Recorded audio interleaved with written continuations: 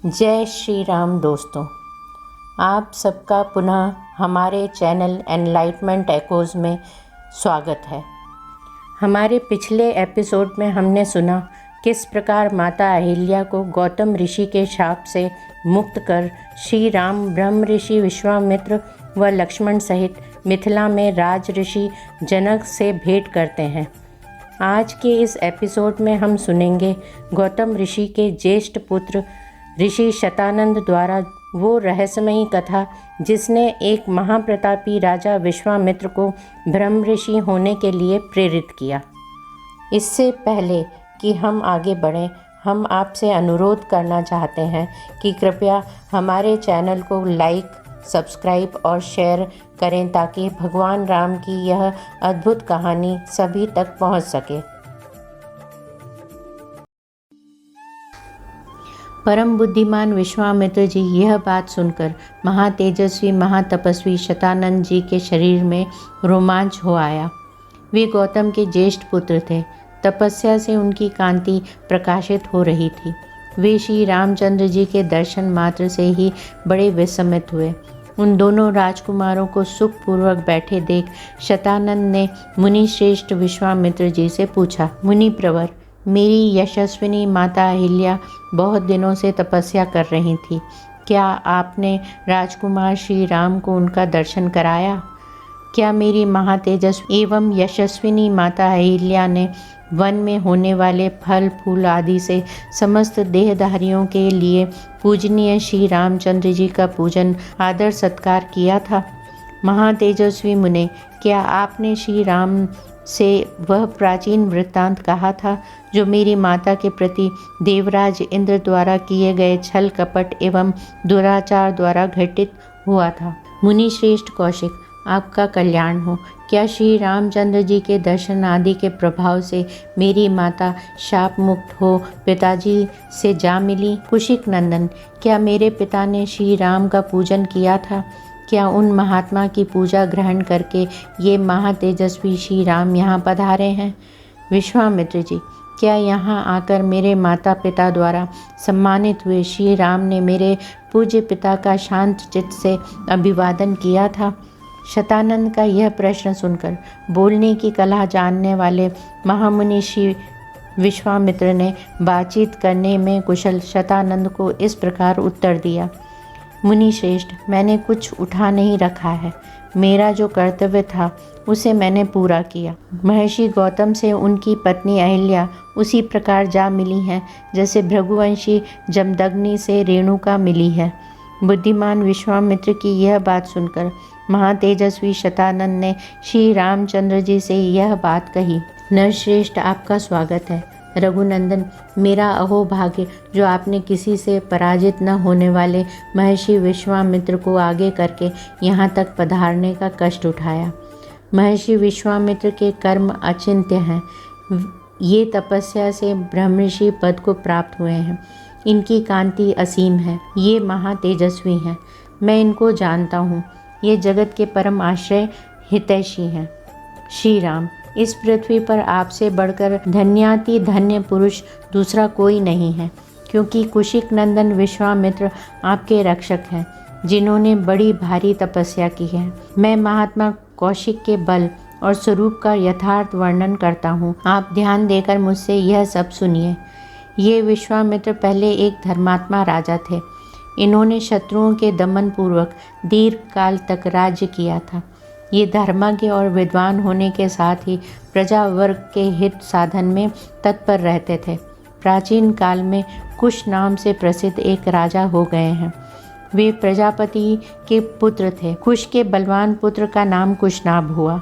वह बड़ा ही धर्मात्मा था।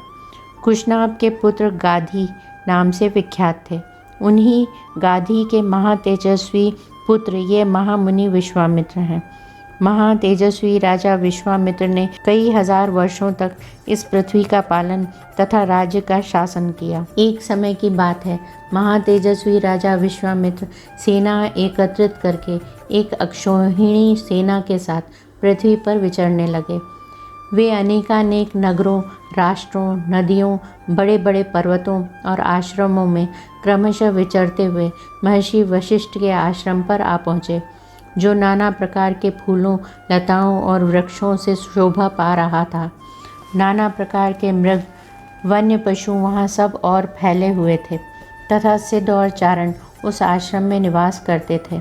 देवता, दानव, गंधर्व और किन्नर उसकी शोभा बढ़ाते थे। शांत मृग वहाँ भरे रहते थे। बहुत से ब्राह्मणों, ब्रह्म ऋषियों और देव ऋषियों के समुदाय उसका सेवन करते थे। तपस्या से सिद्ध हुए अग्नि के समान तेजस्वी महात्मा तथा ब्रह्मा के समान महामहिम महात्मा सदा उस आश्रम में भरे रहते थे। उनमें से कोई जल पीकर रहता था तो कोई हवा पीकर। कितने ही महात्मा फल मूल खाकर अथवा सूखे पत्ते चबाकर रहते थे। राग आदि दोषों को जीतकर मन और इंद्रियों पर काबू पाने वाले बहुत से ऋषि जप होम में लगे रहते थे।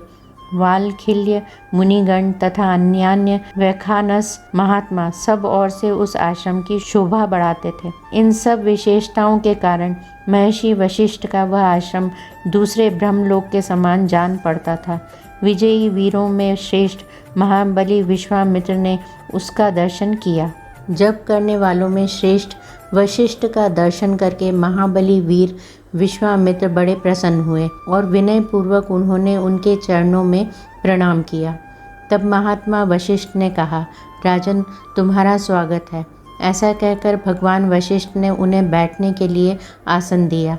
जब बुद्धिमान विश्वामित्र आसन पर विराजमान हुए तब मुनिवर वशिष्ठ ने उन्हें विधिपूर्वक फल मूल का उपहार अर्पित किया। वशिष्ठ जी से वह आतिथ्य सत्कार ग्रहण करके राज शिरोमणि महातेजस्वी विश्वामित्र ने उनके तप, अग्निहोत्र, शिष्य वर्ग और लता वृक्ष आदि का कुशल समाचार पूछा।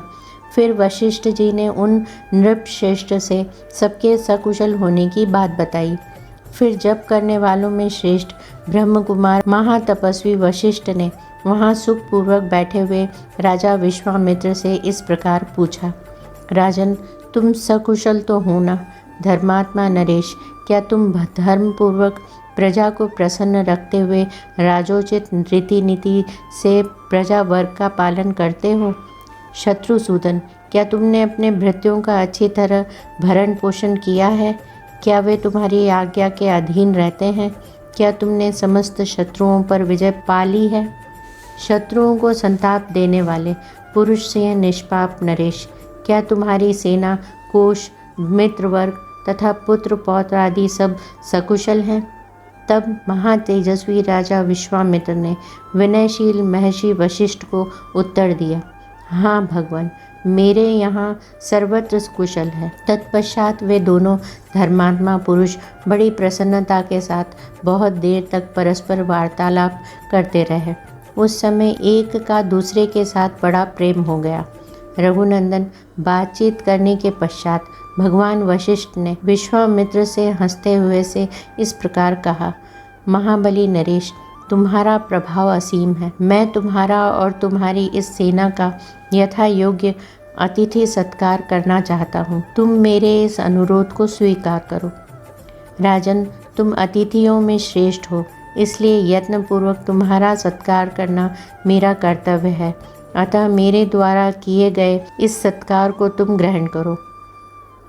वशिष्ठ के ऐसा कहने पर महाबुद्धिमान राजा विश्वामित्र ने कहा, मुने, आपके सत्कारपूर्ण वचनों से ही मेरा पूर्ण सत्कार हो गया। भगवान, आपके आश्रम पर जो विद्यमान है उन फल मूल पाद्य और आचमनीय आदि वस्तुओं से मेरा भली भांति आदर सत्कार हुआ है।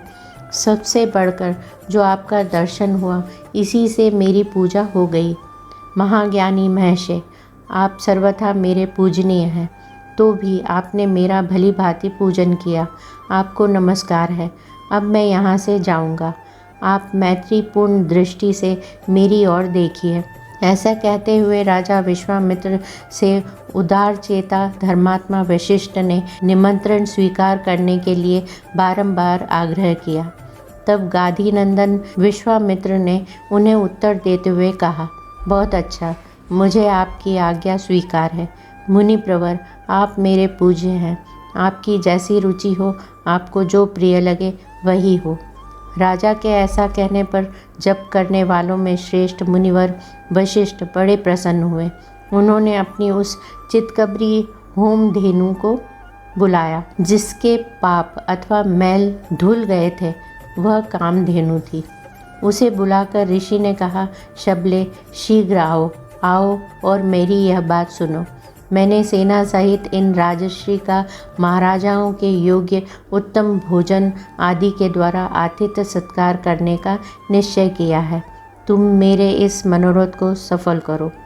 षड्रस भोजनों में से जिसको जो जो पसंद हो उसके लिए वह सब प्रस्तुत कर दो।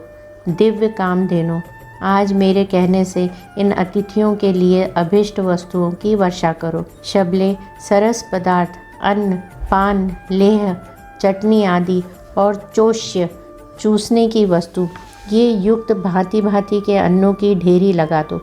सभी आवश्यक वस्तुओं की सृष्टि कर दो। शीघ्रता करो, विलंब न होने पावे। शत्रुसूदन महर्षि वशिष्ठ के ऐसा कहने पर चितकबरे रंग की उस कामधेनु ने जिसकी जैसी इच्छा थी उसके लिए वैसी ही सामग्री जुटा दी। ईख, मधु, लावा, मैरेय, श्रेष्ठ आसव, पानक, रस आदि नाना प्रकार के बहुमूल्य भक्ष्य पदार्थ प्रस्तुत कर दिए। गरम गरम भात के पर्वत के सदृश ढेर लग गए। मिष्ठान, खीर और दाल भी तैयार हो गई। दूध, दही और घी की तो नहरें बह चली। भांति भांति के सुस्वादु रस, खांडव तथा नाना प्रकार के भोजनों से भरी हुई चांदी की सहस्त्रों थालियां सज गई। श्री राम, महर्षि वशिष्ठ ने विश्वामित्र जी की सारी सेना के लोगों को भली भांति तृप्त किया। उस सेना में बहुत से हष्टपुष्ट सैनिक थे। उन सबको वह दिव्य भोजन पाकर बड़ा संतोष हुआ। राजर्षि विश्वामित्र भी उस समय अंतःपुर की रानियों, ब्राह्मणों और पुरोहितों के साथ बहुत ही हष्टपुष्ट हो गए। अमात्य, मंत्री और भृत्यों सहित पूजित हो वे बहुत प्रसन्न हुए और वशिष्ठ जी से इस प्रकार बोले, ब्राह्मण, आप स्वयं मेरे पूजनीय हैं, तो भी आपने मेरा पूजन किया, भली भांति स्वागत सत्कार किया, बातचीत करने में कुशल महर्षि। अब मैं एक बात कहना चाहता हूँ, उसे सुनिए। भगवान, आप मुझसे 1,00,000 गौएं लेकर यह चितकबरी गाय मुझे दे दीजिए, क्योंकि यह गौ रत्न रूप है और रत्न लेने का अधिकारी राजा होता है। ब्राह्मण, मेरे इस कथन पर ध्यान देकर मुझे यह शबला गौ दे दीजिए, क्योंकि यह धर्मतः मेरी ही वस्तु है। विश्वामित्र के ऐसा कहने पर धर्मात्मा मुनिवर भगवान वशिष्ठ राजा को उत्तर देते हुए बोले, शत्रुओं का दमन करने वाले नरेश्वर, मैं 1,00,000 या 100 करोड़ अथवा चांदी के ढेर लेकर भी बदले में इस शबला गौ को नहीं दूंगा। यह मेरे पास से अलग होने योग्य नहीं है। जैसे मनस्वी पुरुष की अक्षय कीर्ति कभी उससे अलग नहीं रह सकती, उसी प्रकार यह सदा मेरे साथ संबंध रखने वाली शबला गौ मुझसे पृथक नहीं रह सकती। मेरा हव्य, कव्य और जीवन निर्वाह इसी पर निर्भर है। मेरे अग्निहोत्र, बलि, होम, स्वाहा, वषटकार और भांति भांति की विद्याएं इस कामधेनु के ही अधीन है। राजश्री, मेरा यह सब कुछ इस गौ के ही अधीन है, इसमें संशय नहीं है। मैं सच कहता हूँ, यह गौ ही मेरा सर्वस्व है और यही मुझे सब प्रकार से संतुष्ट करने वाली है। राजन, बहुत से ऐसे कारण हैं जिनसे बाध्य होकर मैं यह शबला गौ आपको नहीं दे सकता। वशिष्ठ जी के ऐसा कहने पर बोलने में कुशल विश्वामित्र अत्यंत क्रोधपूर्वक इस प्रकार बोले, मुने, मैं आपको 14,000 ऐसे हाथी दे रहा हूँ जिनके कसने वाले रस्से, गले के आभूषण और अंकुश भी सोने के बने होंगे और उन सब से वे हाथी विभूषित होंगे। उत्तम व्रत का पालन करने वाले मुनीश्वर, इनके सिवा मैं 800 स्वर्ण में रथ प्रदान करूँगा, जिनमें शोभा के लिए सोने के घुंघरू लगे होंगे और हर एक रथ में 4-4 सफ़ेद रंग के घोड़े जुते हुए होंगे तथा अच्छी जाति और उत्तम देश में उत्पन्न महातेजस्वी 11,000 घोड़े भी आपकी सेवा में अर्पित करूँगा। इतना ही नहीं, नाना प्रकार के रंग वाली नई अवस्था 1 करोड़ गौएं भी दूंगा, परंतु यह शबला गौ मुझे दे दीजिए। द्विज श्रेष्ठ, इनके अतिरिक्त भी आप जितने रत्न या स्वर्ण लेना चाहें वह सब आपको देने के लिए मैं तैयार हूँ, किंतु यह चितकबरी गाय मुझे दे दीजिए। बुद्धिमान विश्वामित्र के ऐसा कहने पर भगवान वशिष्ठ बोले, राजन, मैं यह चितकबरी गाय तुम्हें किसी तरह भी नहीं दूंगा। यही मेरा रत्न है, यही मेरा धन है, यही मेरा सर्वस्व है और यही मेरा जीवन है। राजन, मेरे दर्श, पौर्णमास, प्रचुर दक्षिणा वाले यज्ञ तथा भांति भांति के पुण्य कर्म, यह गौ ही है, इसी पर ही मेरा सब कुछ निर्भर है। नरेश्वर, मेरे सारे शुभ कर्मों का मूल यही है, इसमें संशय नहीं है। बहुत व्यर्थ बात करने से क्या लाभ, मैं इस कामधेनु को कदापि नहीं दूंगा। श्री राम, जब वशिष्ठ मुनि किसी तरह भी उस कामधेनु गौ को देने के लिए तैयार न हुए, तब राजा विश्वामित्र उस चितकबरे रंग की धेनु को बलपूर्वक घसीट ले चले। रघुनंदन, महामनस्वी राजा विश्वामित्र के द्वारा इस प्रकार ले जाई जाती हुई वह गौ शोकाकुल हो मन ही मन रो पड़ी और अत्यंत दुखित हो विचार करने लगी। अहो, क्या महात्मा वशिष्ठ ने मुझे त्याग दिया है, जो ये राजा के सिपाही मुझ दीन और अत्यंत दुखिया गौ को इस तरह बलपूर्वक लिए जा रहे हैं। पवित्र अंतःकरण वाले उन महर्षि का मैंने क्या अपराध किया है कि वे धर्मात्मा मुनि मुझे निरपराध और अपना भक्त जानकर भी त्याग रहे हैं। शत्रुसूदन, यह सोचकर वह गौ बारंबार लंबी सांस लेने लगी और राजा के उन सैकड़ों सेवकों को झटक कर उस समय महातेजस वशिष्ठ मुनि के पास बड़े वेग से जा पहुंची। वह शबला गौ वायु के समान वेग से उन महात्मा के चरणों के समीप गई और उनके सामने खड़ी हो मेघ के समान गंभीर स्वर से रोती चित्कार करती हुई उनसे इस प्रकार बोली, भगवान ब्रह्म कुमार, क्या आपने मुझे त्याग दिया, जो ये राजा के सैनिक मुझे आपके पास से दूर लिए जा रहे हैं। उसके ऐसा कहने पर ब्रह्म ऋषि वशिष्ठ शोक से संतप्त हृदय वाली दुखिया बहन के समान उस गौ से इस प्रकार बोले, शबले, मैं तुम्हारा त्याग नहीं करता, तुमने मेरा कोई अपराध नहीं किया है। ये महाबली राजा अपने बल से मतवाले होकर तुमको मुझसे छीन कर ले जा रहे हैं। मेरा बल इनके समान नहीं है। विशेषतः आजकल ये राजा के पद पर प्रतिष्ठित है। राजा क्षत्रिय तथा इस पृथ्वी के पालक होने के कारण ये बलवान है। इनके पास हाथी, घोड़े और रथों से भरी हुई यह अक्षौहिणी सेना है, जिसमें हाथियों के हौदों पर लगे हुए ध्वज सब और फहरा रहे हैं। इस सेना के कारण भी ये मुझसे प्रबल हैं। वशिष्ठ जी के ऐसा कहने पर बातचीत के मर्म को समझने वाली उस कामधेनु ने उन अनुपम तेजस्वी ब्रह्म ऋषि से यह विनय युक्त बात कही, ब्राह्मण, क्षत्रिय का बल कोई बल नहीं है। ब्राह्मण ही क्षत्रिय आदि से अधिक बलवान होते हैं। ब्राह्मण का बल दिव्य है, वह क्षत्रिय बल से अधिक प्रबल होता है। आपका बल अप्रमेय है। महापराक्रमी विश्वामित्र आपसे अधिक बलवान नहीं है। आपका तेज दुर्धर्ष है। महातेजस्वी महर्षि, मैं आपके ब्रह्म बल से परिपुष्ट हुई हूँ, अतः आप केवल मुझे आज्ञा दे दीजिए। मैं इस दुरात्मा राजा के बल, प्रयत्न और अभिमान को अभी चूर्ण किए देती हूँ। श्री राम, कामधेनु के ऐसा कहने पर महायशस्वी वशिष्ठ ने कहा, इस शत्रु सेना को नष्ट करने वाले सैनिकों की सृष्टि करो। राजकुमार, उनका वह आदेश सुनकर उस गौ ने उस समय वैसा ही किया। उसके हुंकार करते ही सैकड़ों पल्लव जाति के वीर पैदा हो गए। वे सब विश्वामित्र के देखते देखते उनकी सारी सेना का नाश करने लगे। इससे राजा विश्वामित्र को बड़ा क्रोध हुआ। वे रोष से आंखें फाड़ फाड़ कर देखने लगे। उन्होंने छोटे बड़े कई तरह के अस्त्रों का प्रयोग करके उन पल्लवों का संहार कर डाला। विश्वामित्र द्वारा उन सैकड़ों पल्लवों को पीड़ित एवं नष्ट हुआ देख उस समय उस शबला गौ ने पुनः यवन मिश्रित शक जाति के भयंकर वीरों को उत्पन्न किया। उन यवन मिश्रित शकों से वहाँ की सारी पृथ्वी भर गई। वे वीर महापराक्रमी और तेजस्वी थे। उनके शरीर की कांति स्वर्ण तथा केसर के समान थी। वे सुनहरे वस्त्रों से अपने शरीर को ढके हुए थे। उन्होंने हाथों में तीखे खग और पटिश ले रखे थे। प्रज्वलित अग्नि के समान उद्भासित होने वाले उन वीरों ने विश्वामित्र की सारी सेना को भस्म करना आरंभ किया। तब महातेजस्वी विश्वामित्र ने उन पर बहुत से अस्त्र छोड़े। उन अस्त्रों की चोट खाकर वे यवन, काम्बोज और बर्बर जाति के योद्धा व्याकुल हो उठे। विश्वामित्र के अस्त्रों से घायल होकर उन्हें व्याकुल हुआ देख वशिष्ठ जी ने फिर आज्ञा दी, कामधेनु, अब योग बल से दूसरे सैनिकों की सृष्टि करो। तब उस गौ ने फिर हुंकार किया।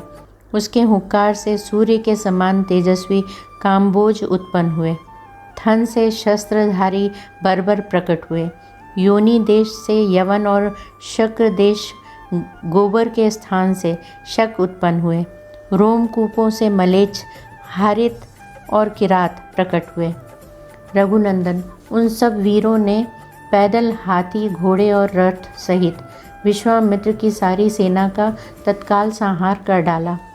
महात्मा वशिष्ठ द्वारा अपनी सेना का संहार हुआ देख विश्वामित्र के 100 पुत्र अत्यंत क्रोध में भर गए और नाना प्रकार के अस्त्र शस्त्र लेकर जप करने वालों में श्रेष्ठ वशिष्ठ मुनि पर टूट पड़े।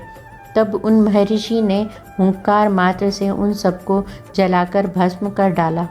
महात्मा वशिष्ठ द्वारा विश्वामित्र के वे सभी पुत्र 2 ही घड़ी में घोड़े, रथ और पैदल सैनिकों सहित जलाकर भस्म कर डाले गए। अपने समस्त पुत्रों तथा सारी सेना का विनाश हुआ देख महायशस्वी विश्वामित्र लज्जित हो बड़ी चिंता में पड़ गए। समुद्र के समान उनका सारा वेग शांत हो गया। जिसके दांत तोड़ लिए गए हों उस सर्प के समान तथा राहुग्रस्त सूर्य की भांति वे तत्काल ही निस्तेज हो गए। पुत्र और सेना दोनों के मारे जाने से वे पंख कटे हुए पक्षी के समान दीन हो गए। उनका सारा बल और उत्साह नष्ट हो गया। वे मन ही मन बहुत खिन्न हो उठे। उनके एक ही पुत्र बचा था। उसको उन्होंने राजा के पद पर अभिषिक्त करके राज्य की रक्षा के लिए नियुक्त कर दिया और क्षत्रिय धर्म के अनुसार पृथ्वी के पालन की आज्ञा देकर वे वन में चले गए। हिमालय के पार्श्व भाग में जो किन्नरों और नागों से सेवित प्रदेश है, वहाँ जाकर महादेव जी की प्रसन्नता के लिए महान तपस्या का आश्रय ले वे तप में ही संलग्न हो गए। कुछ काल के पश्चात वरदायक देवेश्वर भगवान वृषभध्वज शिव ने महामुनि विश्वामित्र को दर्शन दिया और कहा, राजन, किस लिए तप करते हो? बताओ, क्या कहना चाहते हो? मैं तुम्हें वर देने के लिए आया हूँ। तुम्हें जो वर पाना अभीष्ट हो उसे कहो। महादेव जी के ऐसा कहने पर महातपस्वी विश्वामित्र ने उन्हें प्रणाम करके इस प्रकार कहा, निष्पाप महादेव, यदि आप संतुष्ट हों तो अंग, उपांग, उपनिषद और रहस्यों सहित धनुर्वेद मुझे प्रदान कीजिए। अनग देवताओं, दानवों, महर्षियों, गंधर्वों, यक्षों तथा राक्षसों के पास जो जो अस्त्र हों वे सब आपकी कृपा से मेरे हृदय में स्फुरित हो जाएं। देव देव, यही मेरा मनोरथ है जो मुझे प्राप्त होना चाहिए। तब एवमस्तु कहकर देवेश्वर भगवान शंकर वहाँ से चले गए।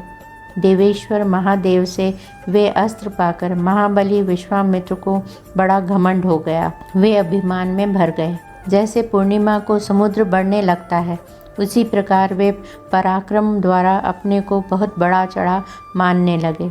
श्री राम, उन्होंने मुनिश्रेष्ठ वशिष्ठ को उस समय मरा हुआ ही समझा।